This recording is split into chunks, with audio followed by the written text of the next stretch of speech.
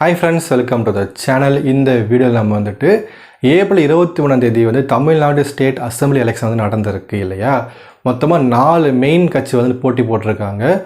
ADMK, DMK, TVK, NTK. So இந்த 4 பேர் தான் வந்து மெயின் அப்பா நினச்சி ஓட்டு போட போனாங்க.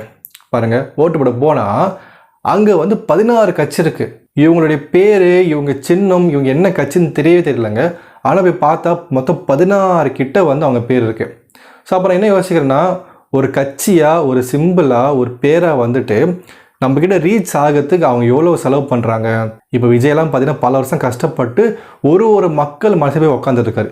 இப்போ டிஎம்கே ஆகட்டும், ஏடிஎம்கே ஆகட்டும், நாம் தமிழர் கட்சி ஆகட்டும், அவங்களாம் பல வருஷம் கஷ்டப்பட்டு இவ்வளோ பேருக்கு வந்து போய் ரீச் ஆகியிருக்காங்க. அப்படின்னும் போது அவங்களுக்கு ஓட்டு போய் சேருது. அப்போ நான் பார்க்கும்போது அந்த 4 கட்சி ஒரு பேர் தெரியுது, அவங்க வேட்பாளர் தெரியுறாங்க, அவங்க சிம்பிள் தெரியுது.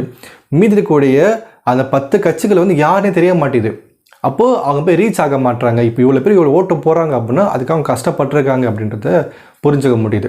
ஓகே, நாங்கள் மெயினாக என்ன பேச வந்தோன்னா, நேற்று வந்துட்டு டிவிகே விஜய் அவர்கள் பார்த்தீங்கன்னா ஏகப்பட்ட பேர் ஓட்டு போட்டிருக்காங்க. என்னுடைய சரௌண்டிங்கில் பார்த்தீங்கன்னா ஏகப்பட்ட பேர் ஓட்டு போட்டிருக்காங்க. என் ஃப்ரெண்ட்ஸு, ஃபேமிலி, சொந்தக்காரங்கன்னு ஏகப்பட்ட பேர் டிவிகேக்கு ஓட்டு போட்டிருக்காங்க. ஓகேங்களா. பட் ஒரு மெயின் பிரச்சனை என்னென்னா, ஃபாரின் கண்ட்ரிலேருந்து இங்கே வந்து இங்கேருந்து அவங்க ஊருக்கு கிளம்பி போகிறாங்க. அது சென்னைக்கு வந்து சென்னையிலேருந்து அவங்க ஊருக்கு கிளம்பி போக ட்ரை பண்ணுறாங்க. அப்போது ஏப்ரல் 22 ஈவினிங் வந்து கிளம்பாக்கத்துலேயும், கோயம்பேடுலையும், மாதவரத்துலையும், அது எங்கேருந்து ஊர் பஸ் வந்து கிளம்பி போகுமோ அங்கெல்லாம் போய் நிற்கிறாங்க.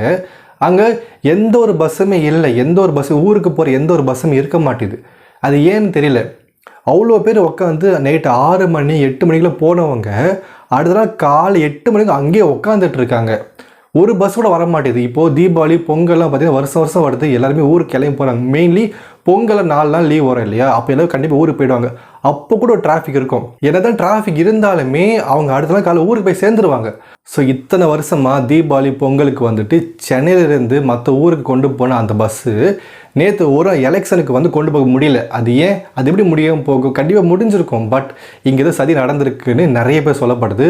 அதான் மக்களுக்கு ஃபீல் ஆகுது. அதாவது ஒரு கிட்டத்தட்ட ஒரு 10,000 பேர் கிட்ட வச்சுக்கோங்களேன். 10,000 பேர் கிட்ட வந்து அங்கே பஸ் ஸ்டாப்பில் உட்காந்துட்ருக்காங்க. அந்த பஸ் கிளம்பக்கம் பஸ் மட்டும் கிடையாதுங்க, கோயம்பேடு, மாதவரம்னு எல்லா பஸ் ஸ்டாப்லேயும் உட்காந்துட்ருக்காங்க. பட் ஒரு பஸ் கூட மூவ் ஆகலை. அவ்வளோ டிராஃபிக்கு. அங்கேருந்து ஒரு பஸ் கூட மூவ் ஆக முடியல. கிட்டத்தட்ட 10 மணி கிட்ட டிராஃபிக்கில் உட்காந்துட்ருக்காங்க. சரி, ஓகேங்க, கிளம்பலேருந்து பசங்க உட்காந்துட்ருக்காங்க. ஓகேங்களா, யங்ஸ்டர்ஸ் தான் உட்காந்துட்ருக்காங்க. இப்போ அதில் வந்துட்டு ஒரு 5000 பேருக்கு அங்கே வச்சுக்கோங்க. இப்போ அந்த 5000 பேருமே போய் டிவிக்கு ஓட்டு போட போகிறது கிடையாது. சில பேர் டிவிக்கு ஓட்டு போடுவாங்க, சில பேர் டிஎம்கே ஓட்டு போடுவாங்க, சில பேர் ஏடிஎம்கே ஓட்டு போடுவாங்க, நாம் தமிழர் கட்சி, சுயேட்சை வேட்பாளர் எல்லாருக்கும் ஓட்டு போடாமல் போகிறாங்க இல்லையா. பட் இவங்க எல்லாருமே